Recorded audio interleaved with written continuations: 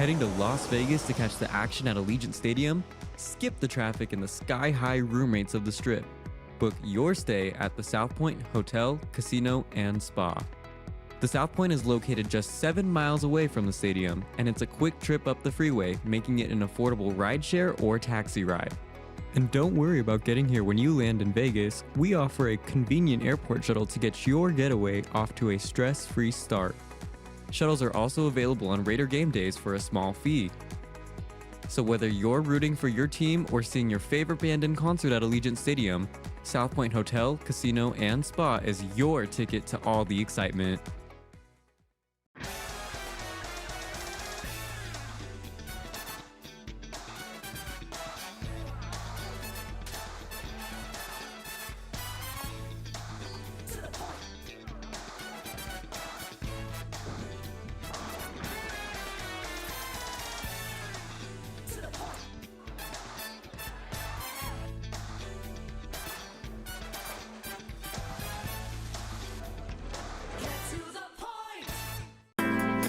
We have 11 amazing restaurants featuring a wide variety for every price range and appetite. South Point's Garden Buffet has something for everyone at unbeatable prices. Or, if hunger strikes in the middle of the night, join us at Coronado Cafe. The American menu offers breakfast, lunch, or dinner 24 hours a day, plus a Chinese kitchen for authentic Chinese dishes from 11 a.m. to 11 p.m. From steak and eggs to wonton soup, it's fast and friendly service 24/7. When you need a quick pick-me-up, you can find it at our state-of-the-art Starbucks just inside the main South Point entrance. Order ahead with the Starbucks app for easy mobile order pickups. Or enjoy your favorites in the relaxing dining area anytime, day or night. If you love Mexican food, Baja Miguel's has all of your south of the border favorites. There are dozens of classics to choose from, like fajitas, ceviche, chimichangas, tacos, and more. And for spirit lovers, Baja's colorful non-smoking tequila bar is right outside.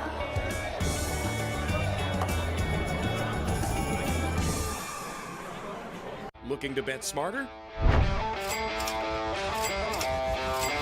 Get sports betting insight and winning picks straight from the South Point Hotel and Casino. I think we're going to get goals from both sides here. Give me over 5.5. That is also one of my favorite plays of the weekend is the Colts -3 on the road. So you're getting plus 130 here.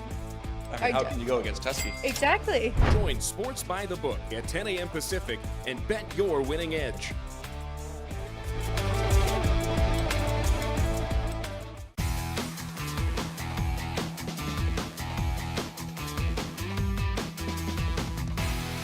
Welcome in, everybody. We have one heck of a football week this week. I could not be more excited. Thanks for checking out the show. Sports by the Book is the name. We are live from the South Point Hotel and Casino 5 days a week. You can find us 10 a.m. to 11 a.m. Monday through Thursday, and then Friday, a 2-hour special starting at noon Pacific time. So much to get to on this Monday. We even have an FCS championship game to kick off the week. The wild card round is set. The Broncos and the Seahawks get it done, both getting the number 1 seed in the AFC and the NFC, both on a bye week this week. We also have semifinals coming up in college football. So a lot to talk about. And on this show, we do like to talk about as many sports as we can. So we will have some college basketball that we have tonight and 5 hockey games to get to. Second half, sportsbook director here at the South Point, Chris Andrews, will join us to break down the weekend that was in the NFL. I'm Alex White alongside Ryan McCormick for the next hour here with you guys. If you are watching us live, please jump in the chat. We'd love to hear from you. Love to hear from our regulars as always. And we do have a poll question that is live already.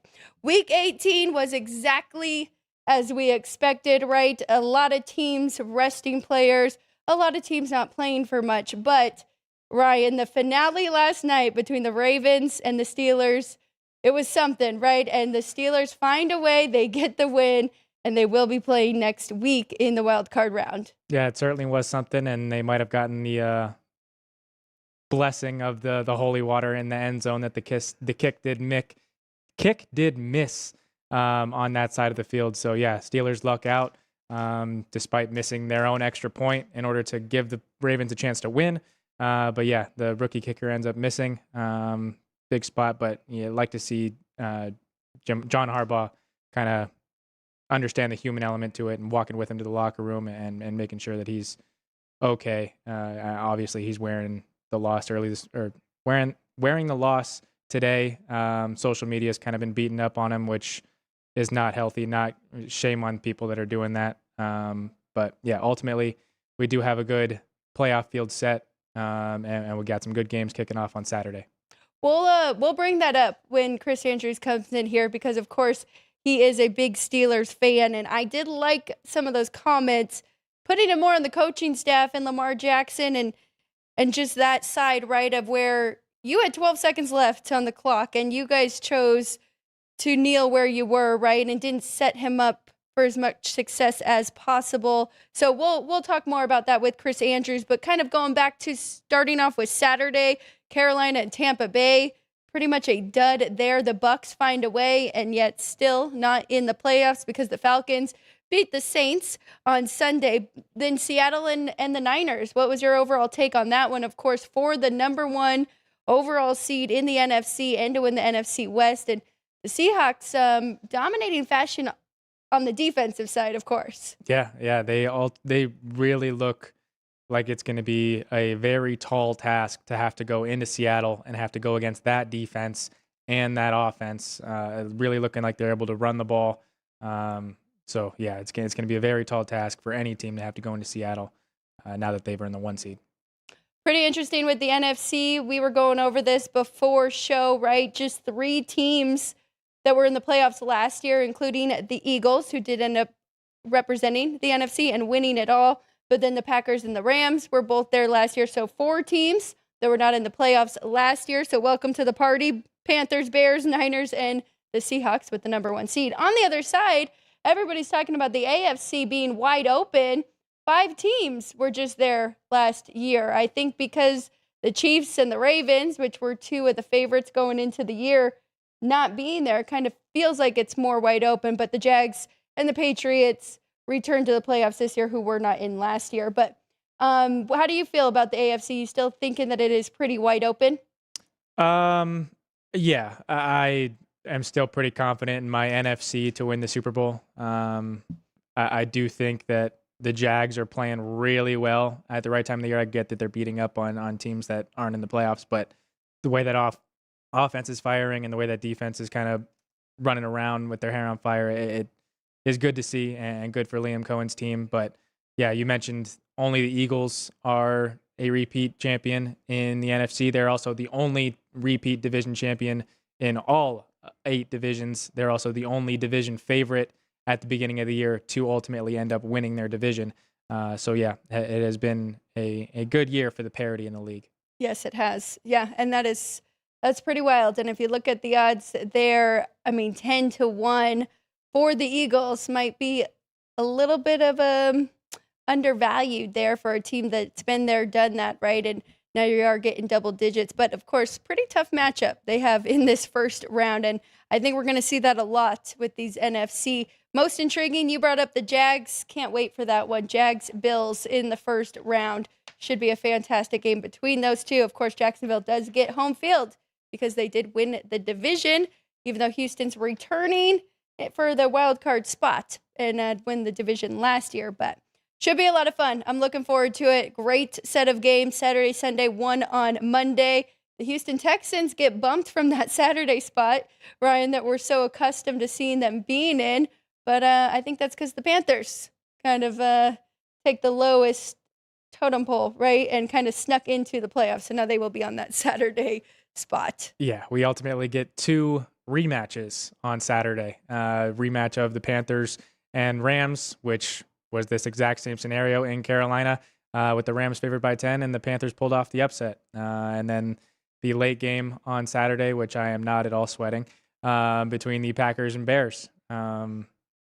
That one is setting up for not a good time in Chicago. We're going to have to look into that because it'll be the 3rd time these two play each other in a span of, 6 weeks? Yeah. 5 or 6 weeks. So we're going to have to look into see when that has happened in recent history. But Okay, as I mentioned, 30 minutes from now, we will get Chris Andrews' take and his thoughts on the NFL. Did you want to recap trends for Week 18 with favorites and totals? Sure. Yeah. So favorites in week 18, went 10-6 in the 16 games, 7-9 against the spread, and totals were 8-8. So pretty much right around 500 on all of them. But yeah, 10-6 straight up, 7-9 against the spread, and 8-8 were the totals. That's funny. My totals, I gave 2 overs out on Friday. They were 1-1. So that matches up very nicely with that 8-8. Makes a lot of sense there. Looking ahead, because we will go over the 2 semifinal games coming up, one on Thursday, one on Friday. Throughout the entire week, we will be previewing those as well as these playoff games, and we'll kind of break those up and have them on our YouTube channel and really breaking down these matchups. Tonight, we do have Illinois State and Montana State for the FCS Championship in Nashville, Tennessee. Pretty big spread here. Montana State 10.5. They've been building, trying to win their first ever championship. Illinois State has been there recently, but never won either. So we will have history made here tonight for the FCS. A lot of NBA on the slate, a lot of college basketball, and 5 hockey. Hockey's getting interesting. Ryan and I love this sport. So as it gets closer, we'll be keeping up with that playoff race on the ice like we did with baseball, like we have been with the NFL, and now we will continue on for hockey. But all right, Ryan, let's get into it. Let's start with some of tonight's action. So we'll be giving out some of our plays throughout this next segment. And then, as always, we will have our whiteboards at the end with our best bets. But are you okay starting on the hardwood? I know you haven't completely dove into college basketball. I kind of just threw this at you because I had a pretty good weekend betting on some college basketball, feeling better now that we are getting into conference play. So this kind of snuck into the rundown. And I don't know if you were ready for this on this Monday. That's okay. You're the one that has the actual numbers set, so I'll just throw them to you. I know we got 3 Big Ten games, the key marquee matchups there. So first, we'll start off with Nebraska and Ohio State. Nebraska is a 2.5-point underdog at Ohio State today, and the total is 156. So I don't really have any plays on the actual Big Ten. I just thought that they were interesting, the most intriguing of all of the games coming up. But I do lean to Nebraska here, catching points. They are the better team. Their identity is defense, and they are 3-0 in conference play right now. So I think you're going to definitely get their best effort here. Actually undefeated on the season. So they have a lot to play for here. You're catching points. Ohio State 2-1, 3-10 overall on the year. But as I mentioned, Nebraska's identity being defense, Ohio State better offensive team. So I do think that the Cornhuskers will be able to slow them down on that side. So it's a lean to taking the points here, but I can understand why Ohio State's getting some respect and is a favorite at home. Okay, we do have a home dog in the Big Ten as well. Oregon on the road at Rutgers. Oregon laying 5.5 and total at 142. This is hard. I mean, Rutgers, it's been a pretty tough go for them to start conference play, have not gotten a win yet. They are 0-3 in the Big Ten. Have 2 wins in between when conference play started, but they were to Pennsylvania and Delaware State. So I can understand this one too, with Oregon being a 6-point favorite.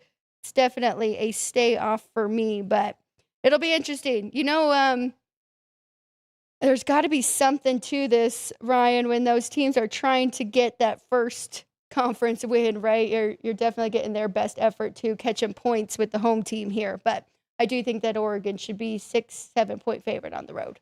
All right, the final tip-off of the night is another Big Ten game. It is USC on the road at Michigan State. Michigan State is 11-point favorite, and the total is 151.5. See, this one's interesting. I thought that was a little bit high, but I'm going to tread lightly with my unders here as we get started. USC won the matchup, the only matchup between these two last year, but they were at home. Can't really give any revenge there, but I do think the Michigan State will be up for this one. I do think Tom Izzo will have his team ready to go, and it'll matter a lot to them. I'm not going to lay that big of a price, though. Maybe this is an in-game. USC comes out hot, gets a little bit of a lead, and you can get a better number on the Spartans here.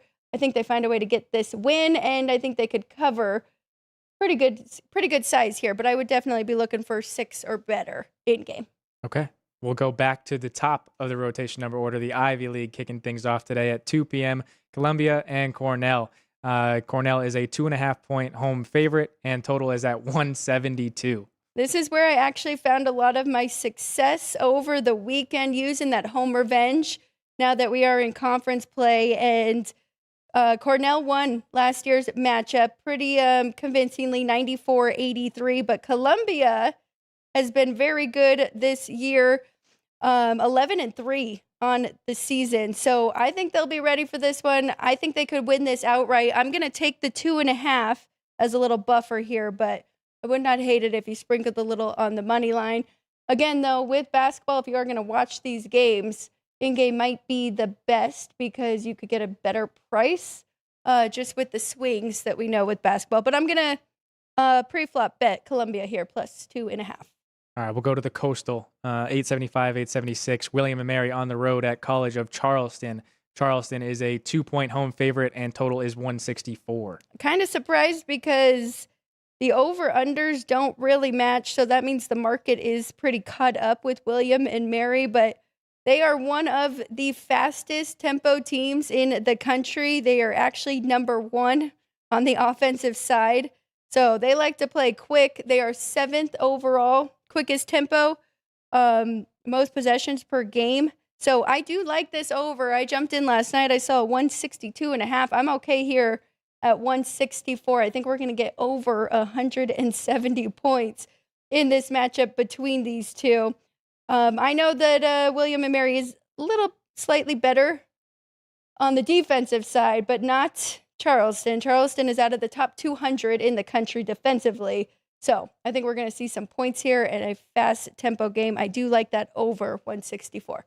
All right, going down to the extra board, the Southland Conference with McNeese State.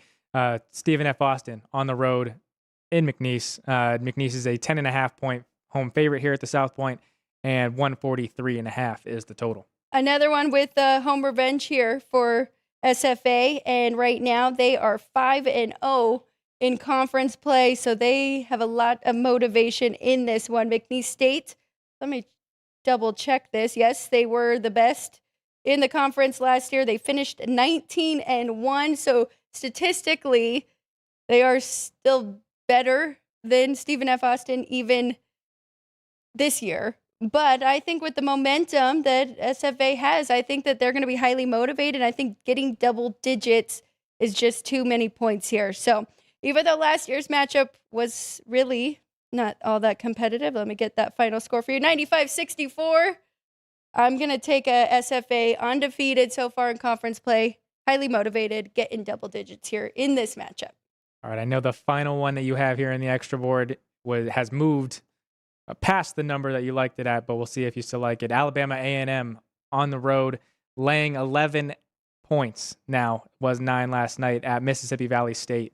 What do you think here? Mississippi Valley State is 365 on KenPom, so one of, if not the worst college basketball team as of right now. Defensively, 364. Offensively, 363. It has been a tough go for them.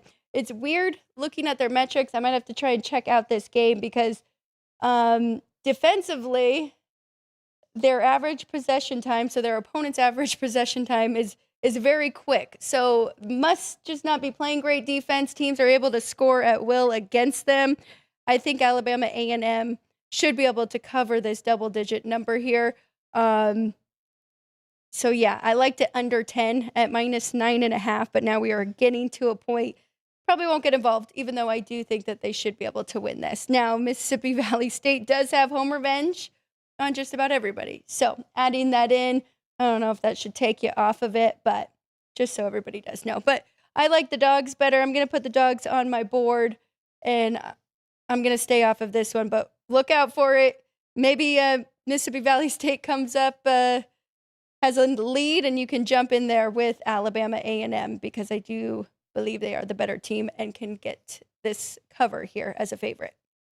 All right, before we move to the hard ice or hard water, I did want to get you guys involved in today's poll. We have touchdowns and kicks to get over 46. So which game are you taking over the total in the NFL games this upcoming weekend? We gave you Rams, Panthers over 46.5, Packers, Bears over 46, 49ers, Eagles over 46, and Chargers, Patriots over 46. All games sitting right at that total of 46.5. So go ahead and give us your thoughts on the poll.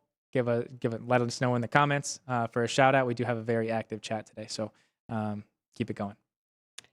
That is a tough one. Looking at my totals right now, it would be between the Rams and Panthers and the Chargers and Patriots for me. I think I'd lean to the Rams and the Panthers.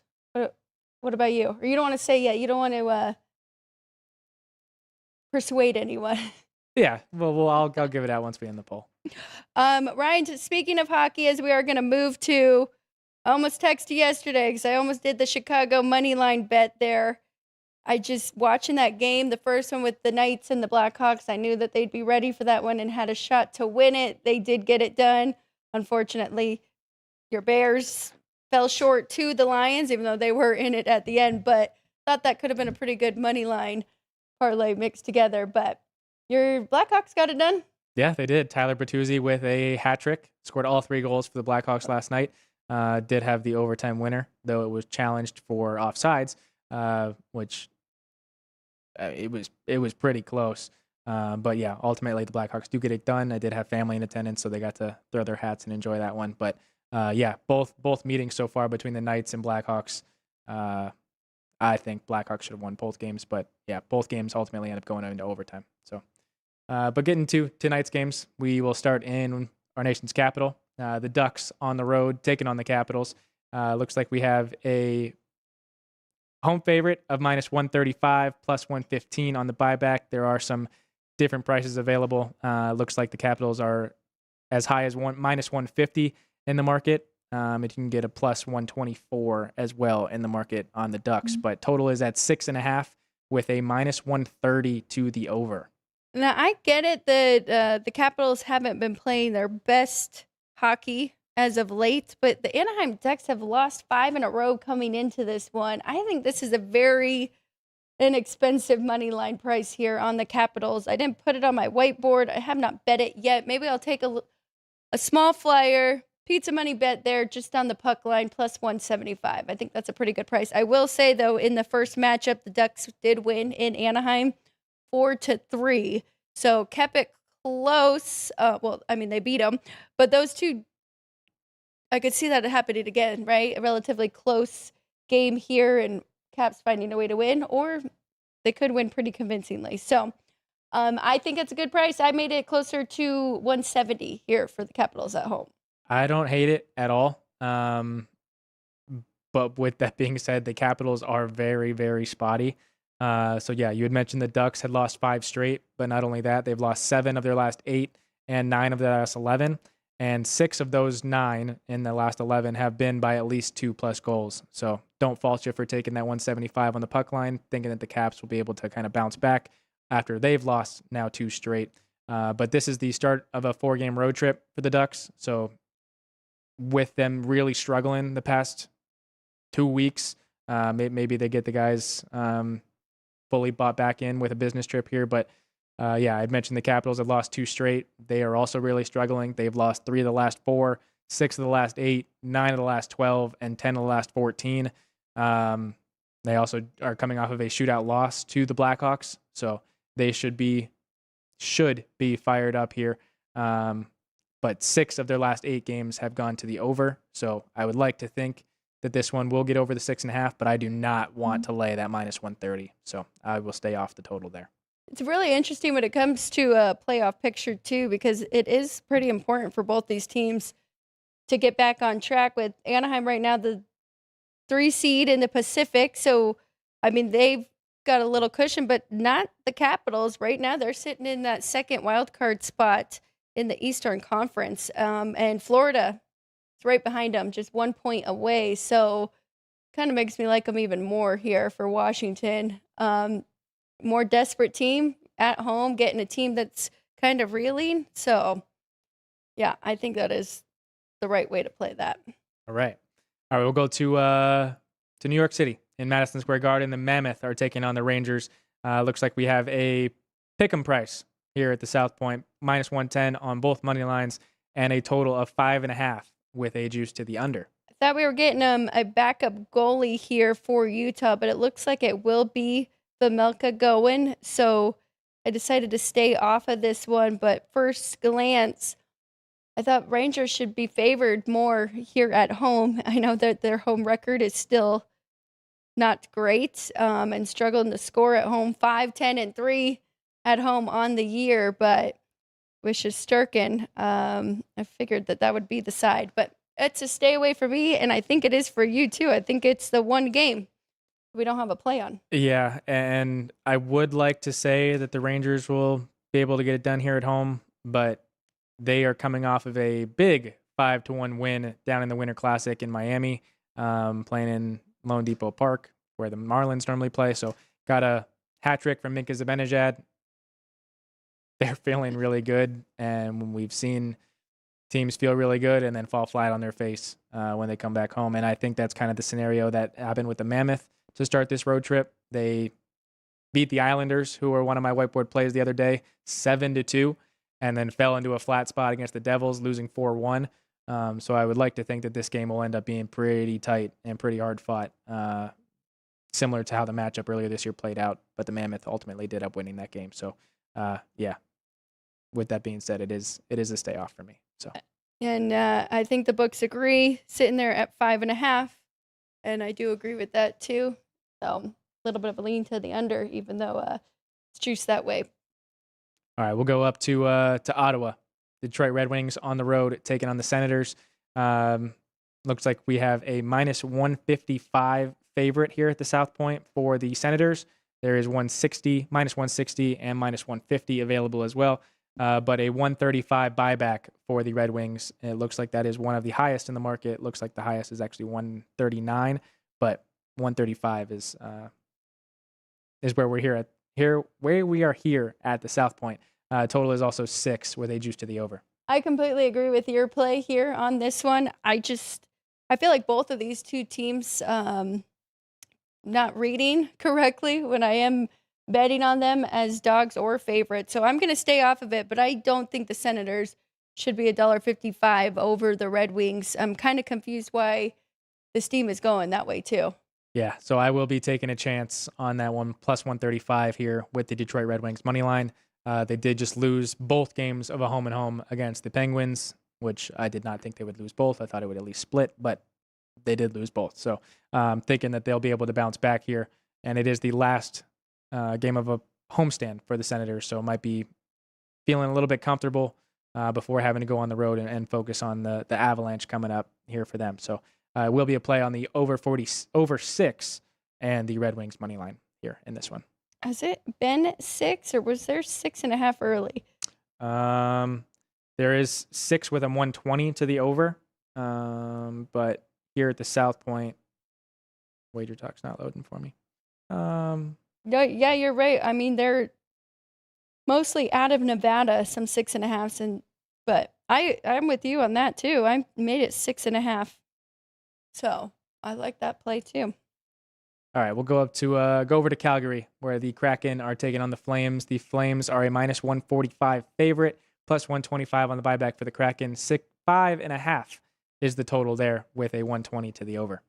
Probably stretching a little bit with this one. I do have the Flames just under $1.40 here at home, but I like the Kraken in this spot, getting +125. Kind of want to take a shot on them. They have won 4 straight road games, coming off of back-to-back wins coming into this one. The Flames are 3-0 this season against Seattle. So is that a bad matchup for them? Is this a great spot to jump in with Seattle because they will be highly motivated? That's what I'm going for here, the motivation factor, adding that in. The Flames won 2-1 in Seattle, and then they won the other 2 and scored at least 4 goals in those 2 matchups. So I'm going to take a shot here, +125 with the Kraken, and I also like over 5.5 because I did make this one closer to 6. Seattle's media numbers are 3-3. The Flames, not so much. They are 3-2 at home, but they have been scoring more as of late, and that is how they have strung together some of these wins. So I like over 5.5, and I like Seattle in this spot. All right, there you go, Jaron. He asked for this Kraken and Flames game.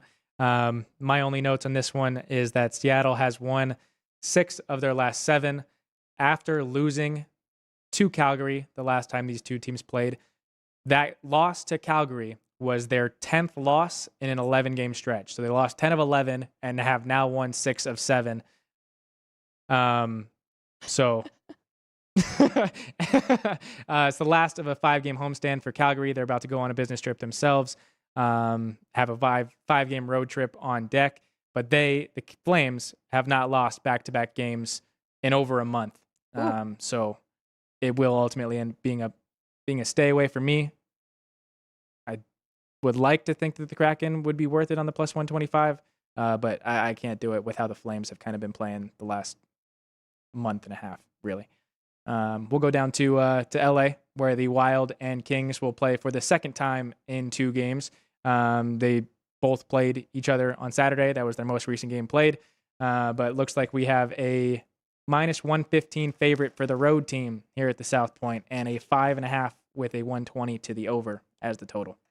I really have nothing in this one. Only thing is they split so far on the season 1-1, and it's been home sweet home. So the Wild won at home 4-3 in October, and then the Kings won 5-4 at home just earlier this month. But the Wild are on a crazy over streak here. 6 straight overs in the road games and 5 straight overs coming into this, and the Kings 4 straight overs. So maybe a look that way if you are playing trends. You are getting a good number here at 5.5. I think that's the correct number. I mean, really good goalies going. I believe it was the younger one, Volstead, in that first matchup against the Kings, because I did have that over on that under on January 3rd. But it was Darcy Kemper, too. So now we're going to get Gustafsson on the other side for the Wild. So should be a good matchup between these two. But I thought all the numbers were just right. Well, I've mentioned the Flames have not lost consecutive games in over a month. The Kings have not won consecutive games in over a month. So it will be a play here for the Wild, being able to bounce back. It will be a very hard-fought game, being that these two teams just played each other and have not had a different opponent in between. So 6th of a 7th game road trip. I'm not going to do it again. But for the Wild, they are in Seattle on Thursday, and they've also played 4 overtime games in those last 6. So the Wild are playing some extra hockey, some really tight games. I do think this one will ultimately end up being the same, but it will be the Wild minus 115 here for me. So much overtime hockey this year. 3 of the 5 games went to overtime yesterday. These 2 did go to overtime. I wonder if we see it again here. Should be looking for markets to bet a little bit on some overtime games when we do think they are going to get there. But okay, that's it for our hockey segment there. We will put our best bets on our whiteboard to show at the end of the show. Any check-ins with the chat before we take a quick break and bring in Chris Andrews? We do have Joey B back in, pointing out my flannel and thinking that my hair is really tall today, but good to have you back, Joey B. And yeah, it has been a very active chat this morning. Robert L. asking if we had talked college football yet. We will get a little bit of more thoughts there with our guy Chris Andrews coming up here in a bit, especially with this FCS game, FCS National Championship here tonight. And then Attila, Dean. So yeah, everybody keep letting us know. Let us know your thoughts on the poll for a shout out there as well. But yeah, we'll be back with Chris Andrews here in a bit. I bet Joey B is in the chat to be bragging about the Broncos too, right? With the 1 seed. I believe he's a Denver fan. We've got a lot of Broncos fans. Yeah, we do. That are regulars here, but we like it. All right, let's take a quick break. When we get back, Chris Andrews, Sports Week Director here at the South Point, will join us to look ahead to the Wild Card weekend and to talk about Week 18 and all the craziness we saw the last couple days. Are you ready to lock in your bets and cash in on the games this weekend? Get weekly football winners from Alex White, Chris Andrews, and Vinny Malulo. I did take the dog 3.5. I'm going to stay with the Colts, Eric. That's definitely going to be one of my plays. If the Bears have turned the corner, they have to take care of business in this game. Yes. Tune in for behind the book perspectives you won't find anywhere else. Well, if you're looking to bet the under, you're going to get a better number. The wise guys are certainly not going to play the favorites. I know if it hits 7, don't blink. Maybe that's what bettors are waiting for. Every NFL matchup, every college game that matters, the spreads, the stats, and the smart money plays. It's your way to bet against both teams. Get your winning edge with Football Frenzy, streaming on YouTube every Friday at noon Pacific.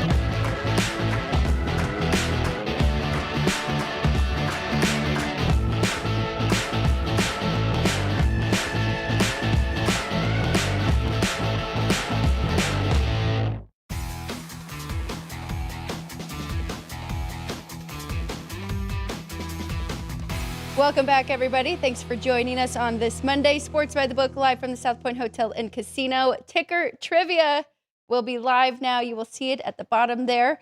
It is brought to you by City Light Shine. If you know the answer, jump in the chat. Try and be the first one to get it correct. And we will read that before we let Chris Andrews go. But now at the desk, Sportsbook Director here at the South Point, Chris Andrews, joins us every Monday and Friday. We missed you last Friday, but it's good to have you back. We had a meeting. Yeah. It's good to have you back. Yeah, And you are happy because your Steelers team found a way to win. And with what Week 18 is, that was a great game to finish it off. Oh, my God. That, I tweeted out last night, you couldn't write that because fiction has to seem believable. That was unbelievable. And we say that, fairly often. That's the most incredible game I've ever seen. But that really was one of the most incredible games I've ever seen. So I saw a tweet about Aaron Rodgers and Lamar Jackson both and the explosive plays that they had in the fourth quarter and over 20 yards. Have we just gotten away from that? Because I feel like we used to see more games like that, right? Or was it really just both of them had injuries on their defensive side and both pretty good quarterbacks? Yeah, Jackson did not play that well. Now, he had that one really good play where he was pretty much sandwiched. It looked like he was going to get sacked. Winds up throwing whatever it was, a 50-yard touchdown pass. It might have been more than that. But he had that. That was a fantastic play. He had 2 other touchdown passes where the guys were wide open, where anybody could have hit those plays. Otherwise, I didn't think he played that well, and I don't think he's played that well since coming back from that injury. And I think the numbers will back it up. Rodgers, I thought, was really good. First half, not so much. But they kept with it, and, I think some of those plays were just kind of his old brain saw some vulnerabilities in that defense. But his arm is still good. He does not have the mobility that he used to have. I mean, it's not even close. But all in all, listen, it was a fantastic game. I early on I thought the Steelers were dead, but they kept battling back, and that's sports. That's football. And you were talking about some of the hockey games. I had the Penguin game on earlier, too. They were down 4-1, wound up scoring a game-tying goal with about 10 seconds, maybe a little less, to play. I mean, so that's just the way sports goes sometimes. And, one thing that always drove me crazy is guys says, I threw away my ticket. And then they came back and won. I said, well, why would you do that? Is there some moral vindication you get for throwing away your ticket early? It's just stupid. Right. But anyway, yeah, that's where. But that Steeler game is a perfect example. So was the Penguin game. That game had to be pretty good for you guys, right? Because it was 3.5, moved to 4.5, I believe. We closed at 4.5. Yeah, I mean, but we were all over the place, and it looked like some numbers. We had to avoid Baltimore by 3 and 4. It was hanging right there, so we got a little lucky. Everything was lucky for us in that game. I can't believe Boswell missed that kick. And then what's the other kid's name? Loop? Yeah, Tyler Loop. Tyler Loop hadn't missed from that range all year. I feel bad for the kid. And I heard Ryan talking earlier. They're beating him up on social media. I mean, come on, man. He's just, and this is just, it's just a football game. Right. It's not the end of the world. It's a football game. Well, let's go. I guess I'll ask you that first. Did you see people talking about, though, kind of clock management, and there were still seconds on the clock, and they could have gotten a little closer for him? They didn't just not get closer. They lost like 2 yards. Yeah, like 3. Or 3. Yeah. I mean, they really should have, I think John Harbaugh, he may not survive this. I don't know from the way people are talking, but I think he's been a hell of a coach a long time. He's probably in a similar position in Tomlin. I think either one of those guys that lost that game yesterday, there was going to be a lot of questions. Tomlin's, I don't think, going to go anywhere now after winning that, and especially if he wins this week. But, yeah, I think that they mismanaged the time, and, he lost 3 yards on that. I mean, that's, I know we've gotten to the point where we feel like 44-yard field goals are automatic. I mean, evidently they're not. Right. They do miss them occasionally. It's like an extra point. We miss a couple during the course of the year. Not many, but a couple. It's just not 100%. Going back to the Saturday games, two very meaningful games. The first one, kind of a dud with the Panthers and the Bucks, and Tampa Bay found a way, 16-14, but yet they're still out of the playoffs. Well, beauty's in the eye of the beholder. I had a big bet on the over that somebody bet me, so it was not that big of a dud, I got to tell you. The second game was it was very intriguing. I thought.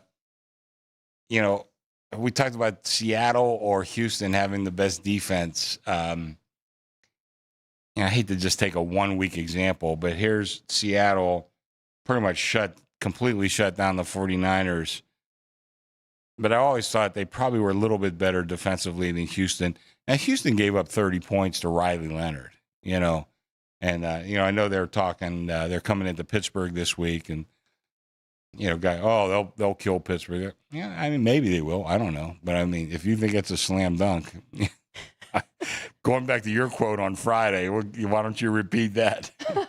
I said, don't get too comfortable. No. Laying the points there. No, I mean, that's, again, you're going to lay points, 3.5 in Pittsburgh. We're at 3 right now. And, since we do everything at 11 and 10, I'd like to hold the whole number as much as I can, but I'm sure we'll be at 3.5 eventually. Right.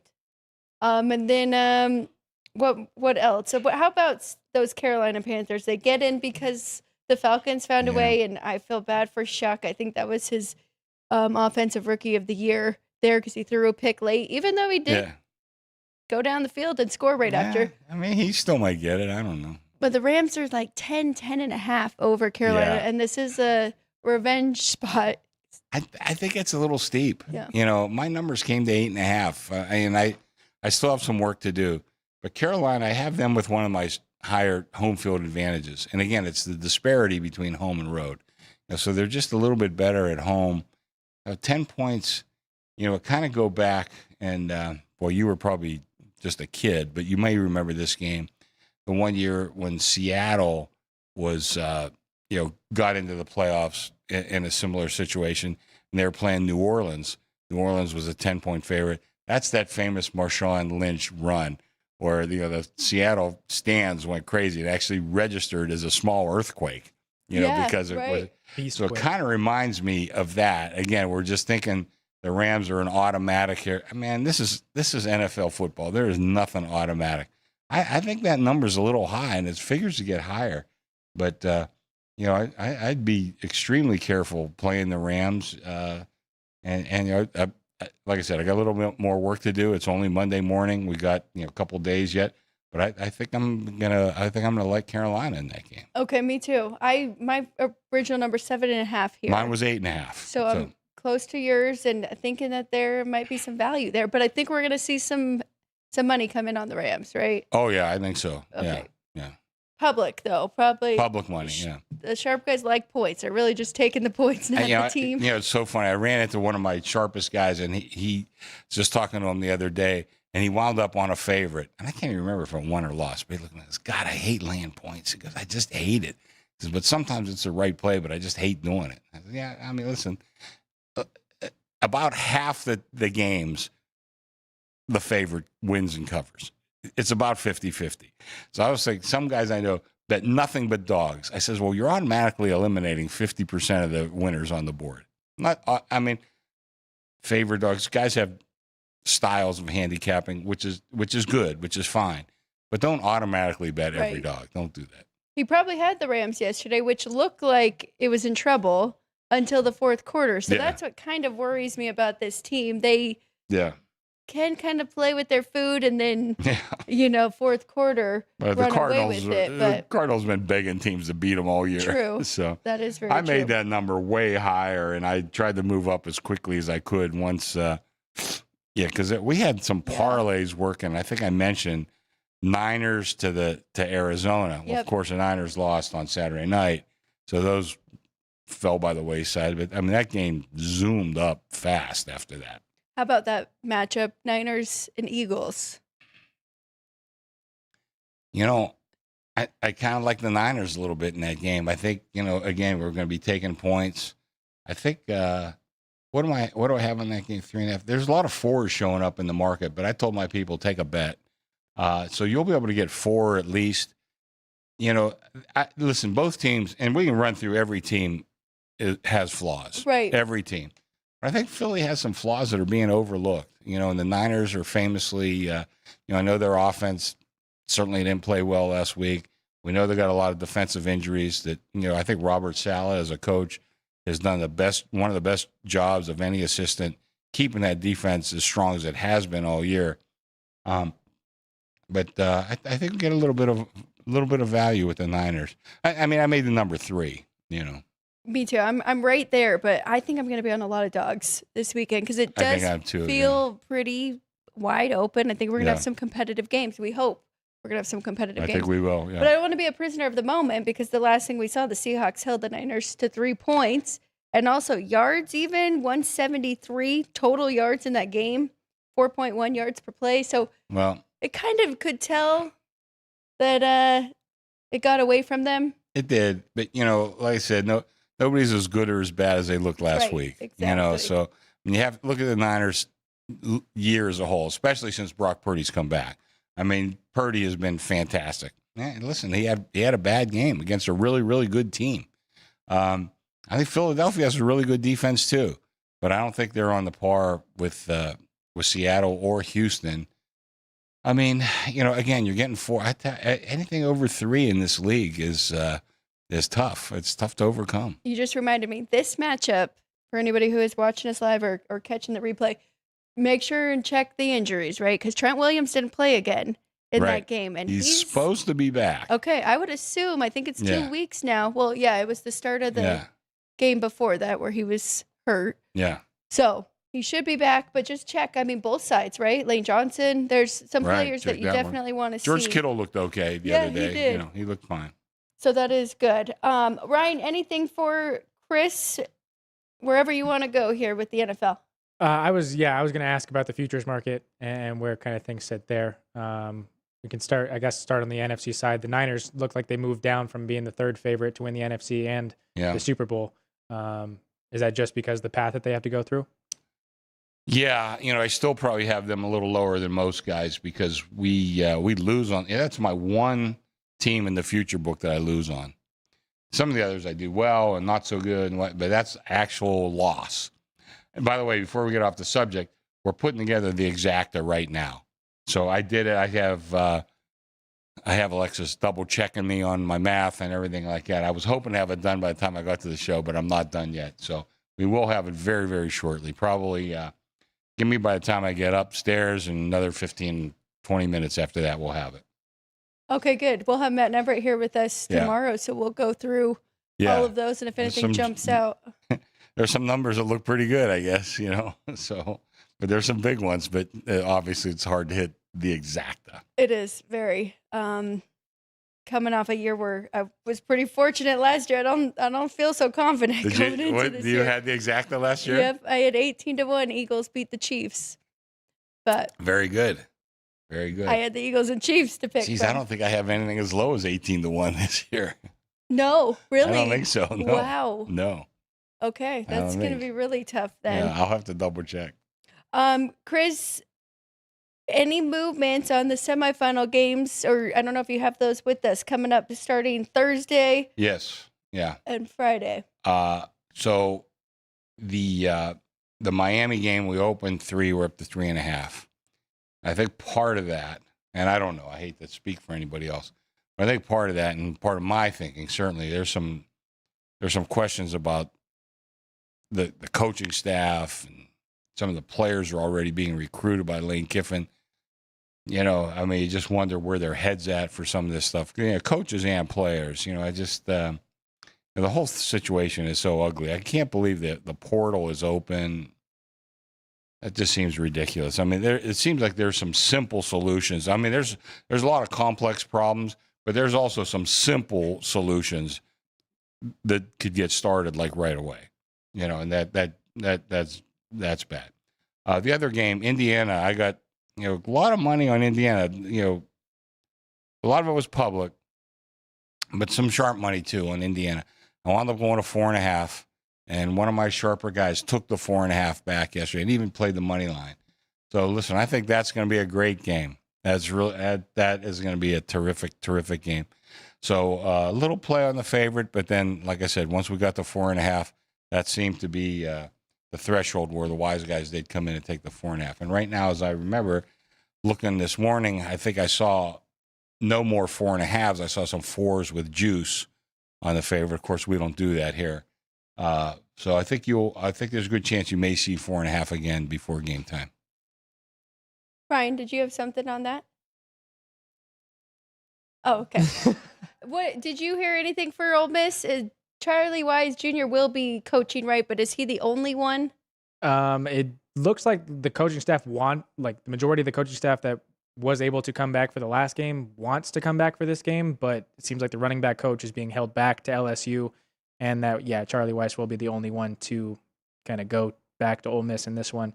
But there's also been rumors of him taking an NFL job and leaving LSU, and he said that he has no intention of doing that. He will be going to LSU next year. And then the other thing that's circulating is that Trinidad Chambliss, if he is able to get another year of eligibility, he was going to stay at Ole Miss. He will not be going to LSU. So I hope he gets another year of eligibility. That kid was so fun to watch. And you see his interviews afterwards, he just seems like the nicest kid.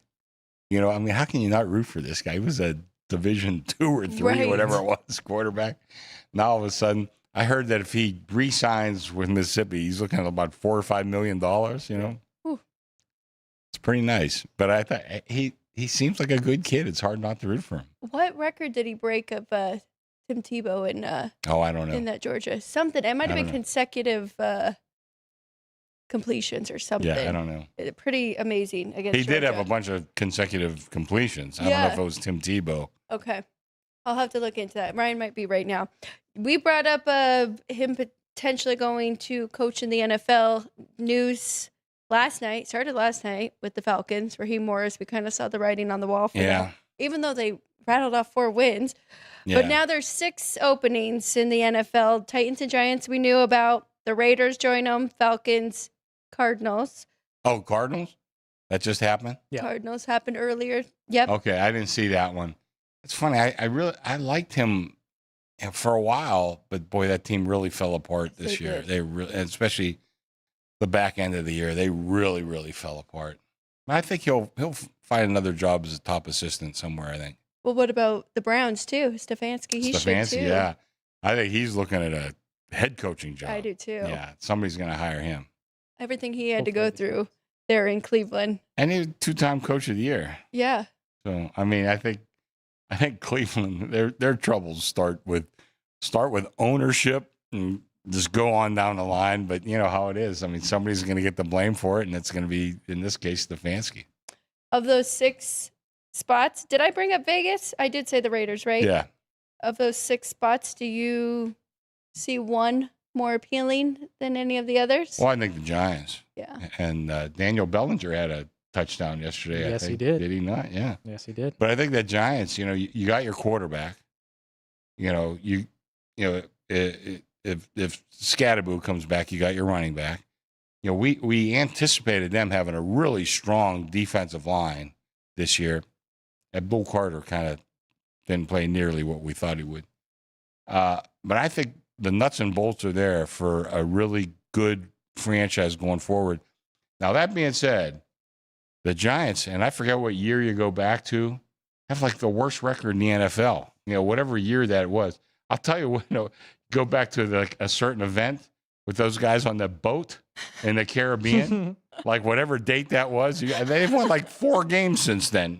Probably a little more than that. But they've had a horrible record since then, That was Odell Beckham Jr., right? I think so, yeah. I mean, but that being said, the Mara family has been around. They're one of the originators of the NFL. I think they have a chance. I'm not crazy about their general manager. He's staying.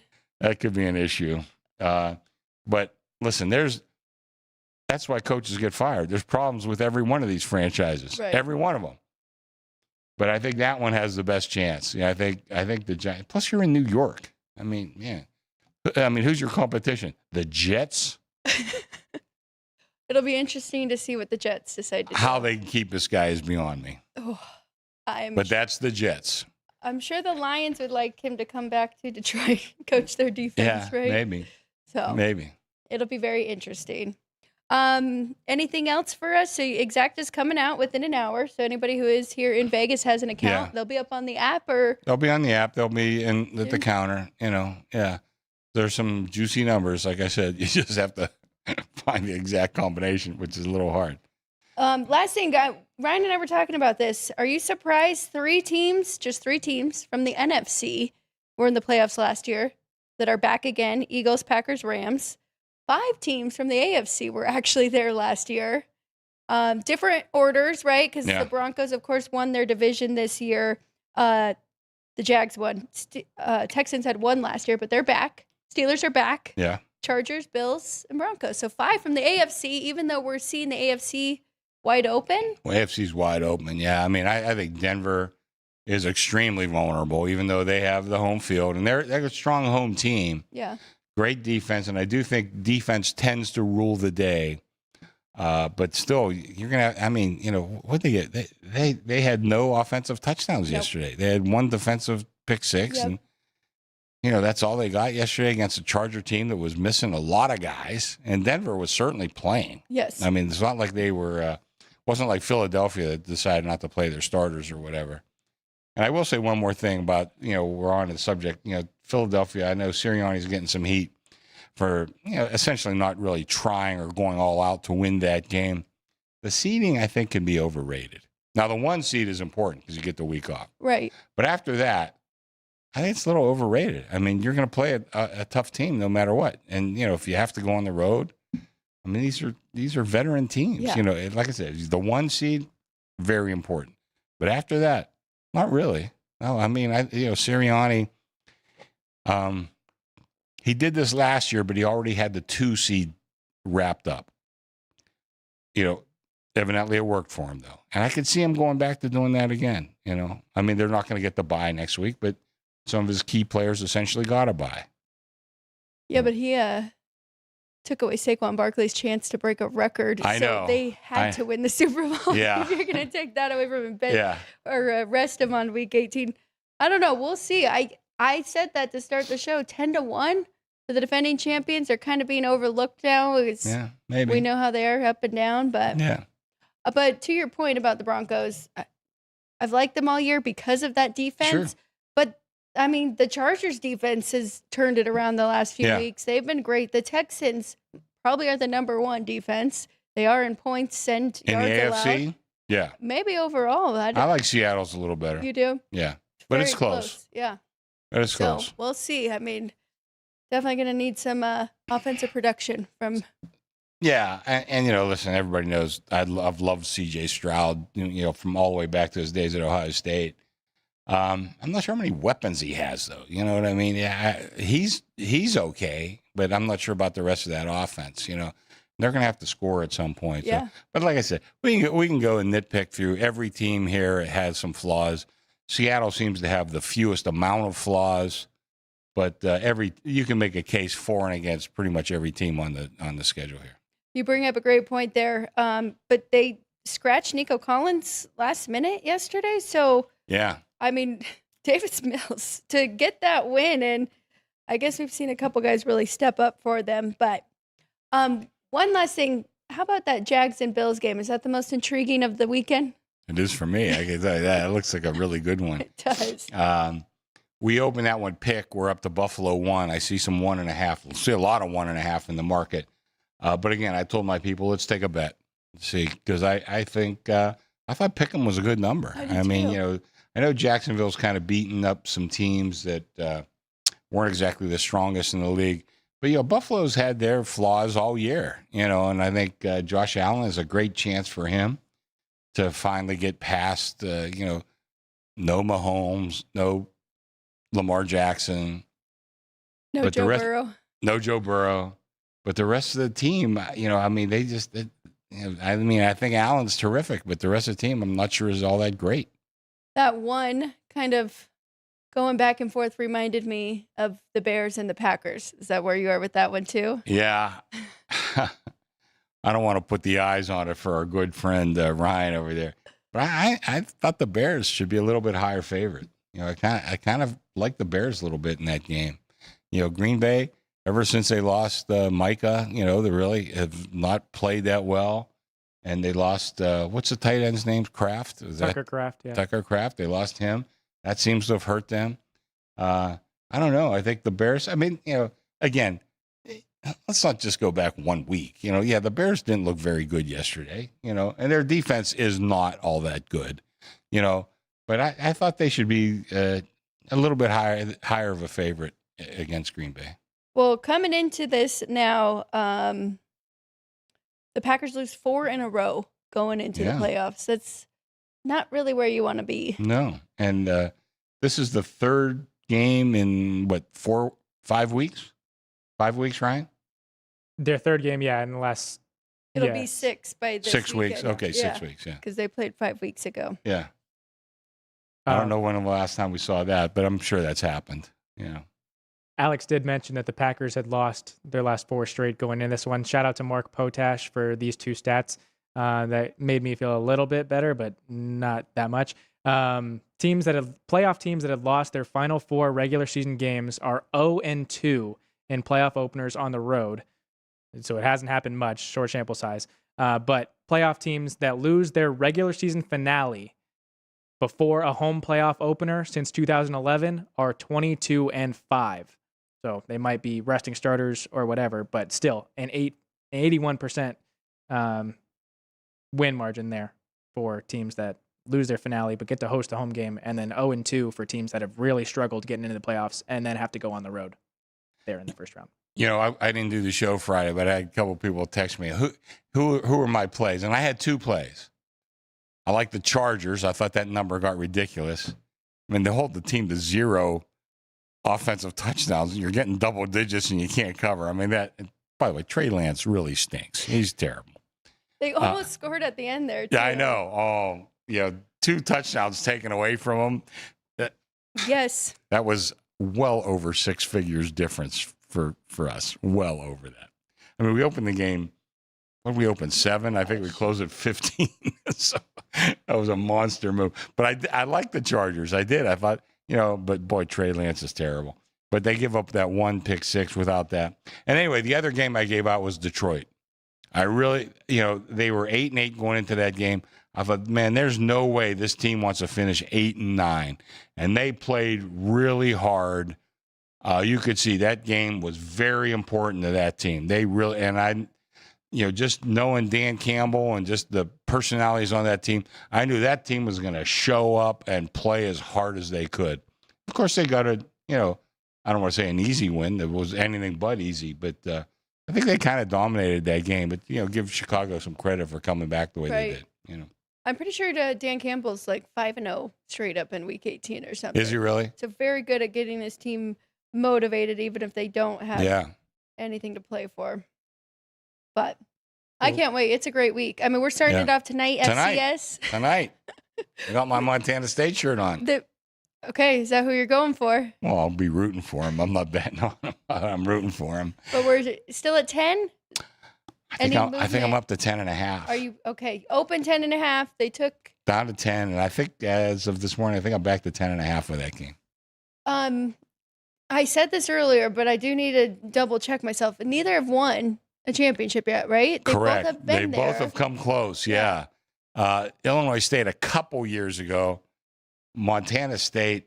I think they missed a field goal last year that would have tied the game. And listen, my daughter goes to Montana, but it's like, yeah, I want to beat my brother, but I don't want anybody else beating him. So, I'm a Montana fan over Montana State, but once we're here, I'm rooting for Montana State. Well, and they've kind of been building on this, right, throughout the last few years. And like you said, they made it all the way last year. Yeah. Lost. They're feeling like this is their year. Illinois State has been so good, though. They're great at running the ball and good defense. Came out of nowhere, though. 2 months ago, you would have never picked them to be in this spot. No. But they put it all together at the right time. I don't know. I mean, I wouldn't have any trust in my FCS numbers. Looked a little high to me, but I don't know. Yeah. Like I said, I know I'll be rooting for it. I know my daddy's still in the Circa Invitational. I know he is. He took dog and under. He took the dog and under? Yeah. What's the total in this game? Like 51? 57. 57. Yeah. Yeah. Okay. By the time they kick off, I might be rooting for your dad. I don't care. I just want Montana State to win. I don't care about covering. Right. Exactly. And I don't really think they do either. They just want to win. Right. Exactly. So, yeah. We'll see. It should be a great game. Then Thursday, of course, we start off the semifinals with Miami and Ole Miss, and then it just continues on. We'll be back. You'll be back with us Friday for Football Frenzy. Yep. So we'll kind of recap that first game. We'll talk about Oregon and Indiana, and then we'll talk about the wild card series for the NFL. So both of you two have your teams going this weekend. Yeah. Both have home games. Yeah. Very good. Yeah. Should be good. What did you ask? If we had should be a fun week, you said. Yeah. Okay. Yes, it should. Hopefully. Let's get some good, entertaining football games here. All right, we'll let you go back to work. We're going to take a quick break. When we get back, we just have our whiteboard, our best bets of the day, ticker trivia, and we want to hear from you guys what you guys picked in the poll. We'll be right back on Sports by the Book. If you're celebrating a special occasion or just love fine dining, you're in the right place. Come experience the crown jewel of South Point restaurants, Michael's Gourmet Room. Welcome. With over 600 different types of wines and magnificent dishes prepared tableside, you'll revel in the rich classic Vegas decor and the best black tie service in the world. This intimate gourmet room has earned accolades galore. Come to Michael's Gourmet Room for an unforgettable dining experience. Another famous restaurant is the Silverado Steakhouse, where you'll find the charm and service that discerning patrons require. From top quality steaks and chops to fresh seafood and desserts, you'll love the award-winning wine list and menu at Silverado Steakhouse. Steak lovers have even more options with primarily prime rib. Catering to hearty appetites, the menu features a variety of flavorful prime rib cuts, dry-aged to ensure tenderness, and then seasoned and slowly roasted. Although prime rib is our specialty, it's not the only thing on the menu. There's something for everyone.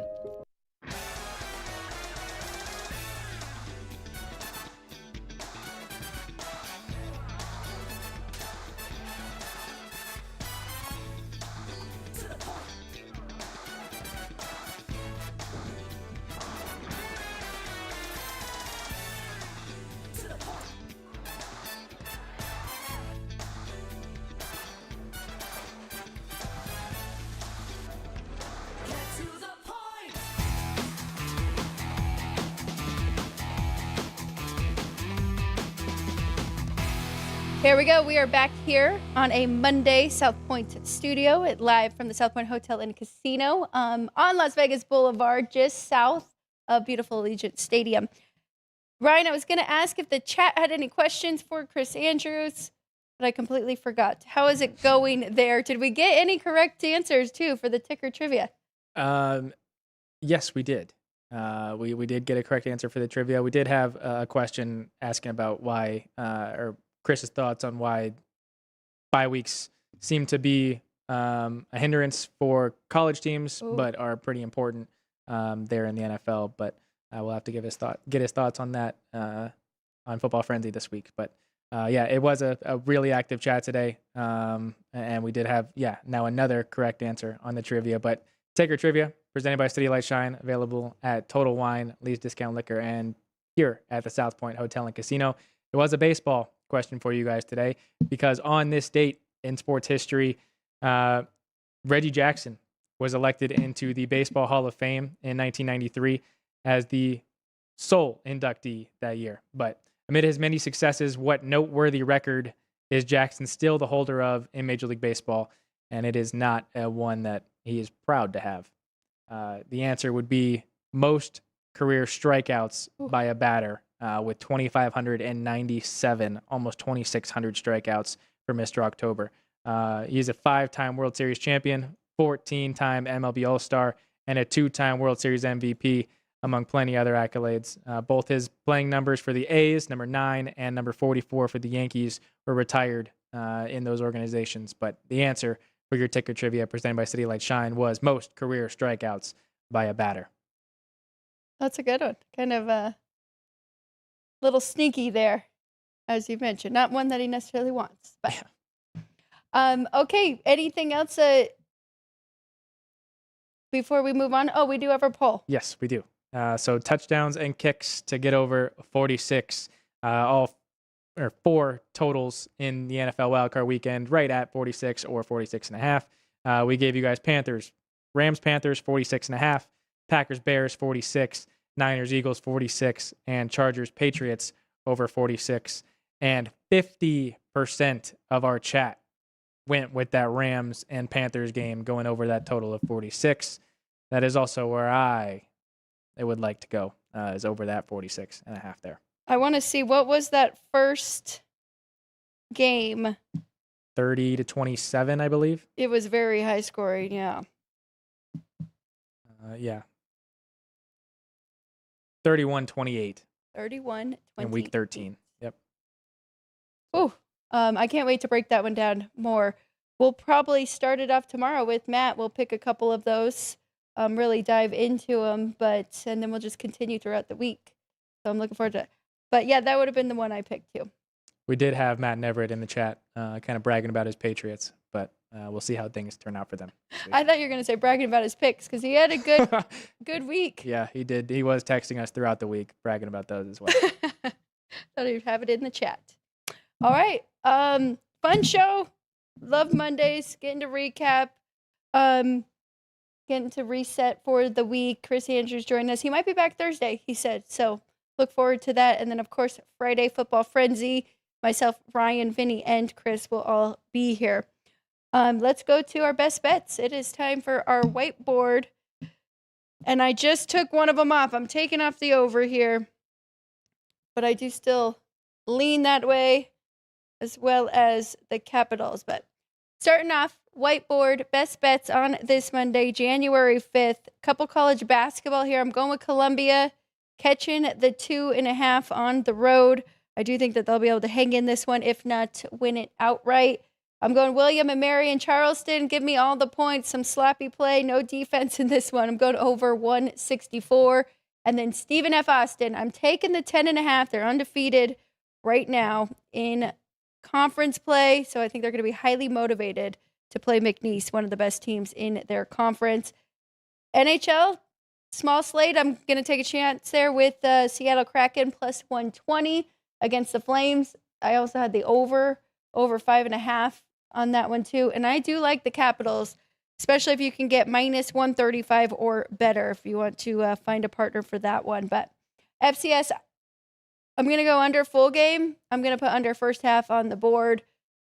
Feeling out process. I know Illinois State definitely wants to establish their run game, eat up a lot of clock, and they've been very good defensively. So I'm going to take a shot there. First half under, and I'm going to go full game under as well. Kind of wait and see where the highest, best number I can get after all the public money comes in there on the over.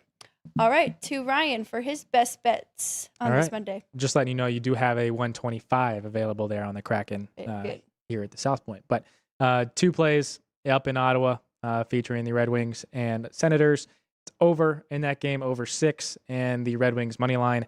And then going with the Minnesota Wild in Los Angeles, their money line against the Kings, minus 115 here. And looks like you're not getting to pick them anywhere in the market either now that it's moved. So, the Wild now laying minus 115 everywhere in the market, or maybe a little more, 120 as it varies, 125 somewhere, but 115 here at the South Point.